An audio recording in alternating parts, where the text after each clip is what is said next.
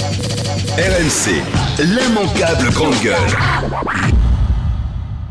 Alors, j'ai pas l'impression de vivre quelque chose de nouveau en voyant ça, parce que ça existe depuis un moment. À Ivry-sur-Seine, c'était des mamans, des parents qui, dans la cité, faisaient régner l'ordre sur le trafic de drogue. Le trafic de drogue dans les quartiers, ça dure depuis très longtemps, hein. Moi, je connais le problème par cœur. Ce qui est quand même incroyable, c'est que les pouvoirs publics, quels qu'ils soient, jusqu'à aujourd'hui, n'ont jamais rien fait. Moi, j'ai beaucoup de respect pour ces parents qui osent venir, mais ça ne changera rien. Je veux dire, l'ordre public, c'est l'ordre public.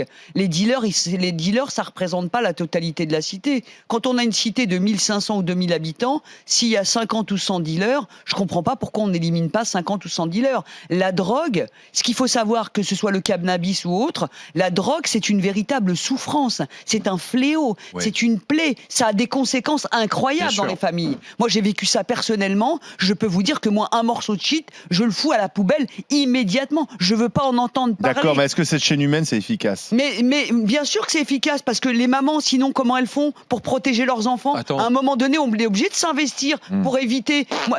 Mais si. Non, mais je comprends, Zora, ça touche, ça fait réagir, mais là, sur les reportages que j'ai regardés, même sur les réseaux sociaux, les vidéos, les guetteurs et le dealer, il est à 3 mètres, il en a rien à secouer de la chaîne humaine. Il continue de faire son business, il est là, ça bouge pas. Moi, j'en appelle à tous les parents de France, partout où ils sont, faites des chaînes humaines, faites du bruit pour les pouvoirs publics, parce qu'à un moment donné, il va falloir que ça s'arrête. Ce n'est pas quelques dealers qui doivent continuer de faire la loi et de pourrir la vie de l'ensemble des habitants des quartiers populaire. Parce que les gens ne savent pas que la drogue, en dehors du fait qu'il y a le guetteur, en dehors du fait qu'il y a celui qui vend, etc., il y a des familles décimées, il y a des parents qui souffrent, il y a des enfants qui ont peur. Donc c'est plus qu'une question de 50 dealers, c'est une question d'éducation, de sécurité, de devenir, d'avenir des enfants et de cohésion dans les familles. C'est un vrai drame. Il faut que tous les parents de France, partout en France, fassent ces chaînes humaines tous les jours devant les écoles pour dire au pouvoir public